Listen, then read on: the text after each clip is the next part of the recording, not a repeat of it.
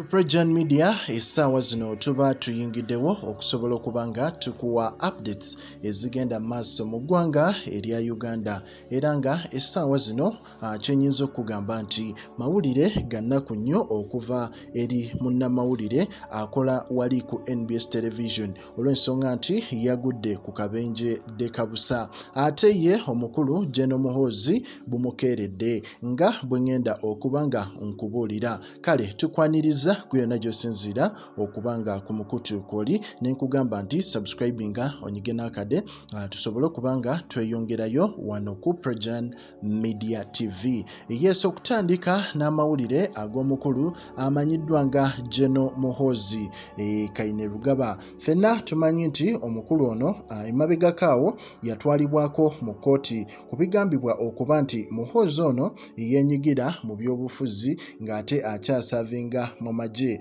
era omukulu omu amanyiddwa nga Gawaya Tegule ng'ono munnamateeka kyaddaaki yavaayo n'abanga awawaabirwa Muhoozi ng'era amuvunaana okulaga obwagazi bw'okuvuganya ku ntebe y'obwa pulezidenti ng'ate akyali mu magye g'eggwanga ekintu ekyali kimenya ssemateeka. Muhoozi ono ayagala ye nga ye omuntu oluvannyuma lw'okuba nti baamuteeka ku mbeera ey'okuba nti kkooti erina omuyita awozesebwe ku misango gy'okwefuula nti ayagala okuba nga yeenyiga mu ntebe ey'obukulembeze obw'eggwanga erya Uganda ye akyasavinga mu magye.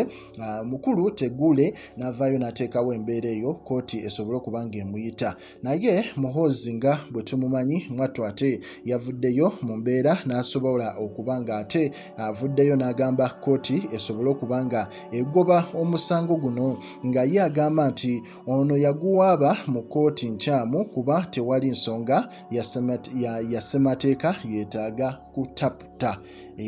Muhoozi yavuddeyo n'akakasa n'agamba nti oyo omukulu eyamuwaabira mu kkooti yagenda mu kkooti nkyamu okuba nga awaaba omusango ogwo naye ng'ate tegwetaagisa kubaako ssemateeka yenna agutaputa. Okusinziira ku ye Muhoozi n'asaba kkooti era omusango guno gugobwe.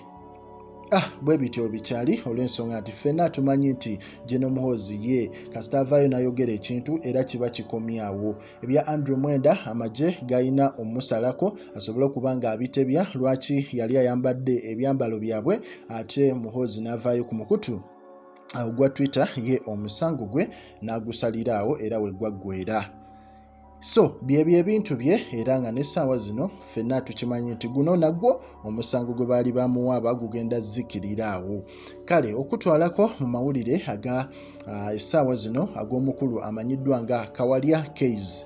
Keys ono mwattu babadde n'ekivulu nga balina gye bagenda ku konsati emu basobole okuba nga bagiggusa naye mu kutuuka sayidi zaawo nga bagenda e Ssembabule mwattu bafunye akabenje akabadde akazibu ennyo.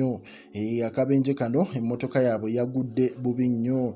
So mu mbeera eyo Keys ne babaddusaamu ne babayambayamba abadduukirize ababadde ku kyalo kwe bafunidde akabenje ne basobola okuba nga babataasa ne babaddusa mu ddwaliro basobole okuba nga bafuna obujjanjabi naye ng'embeera yabadde mbi nnyo ddala okusinziira ku bo era kigambibwa okuba nti okusinziira ku admin wa Keys yavuddeyo n'agamba nti God has blessed Keys and the brother Abel with another chance to live after surviving an accident as they were heading to Ssembabule Matete for a music show.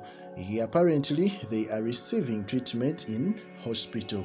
So bwe bityo bwe byabadde naye nga kyenkugamba nti ku Prejaan Media tukwebaza okuba nga ku mukutu kwoli video gilikinge osobole okuba nga era okomentinga endowooza yo tweyongereyo wano ku mukutu.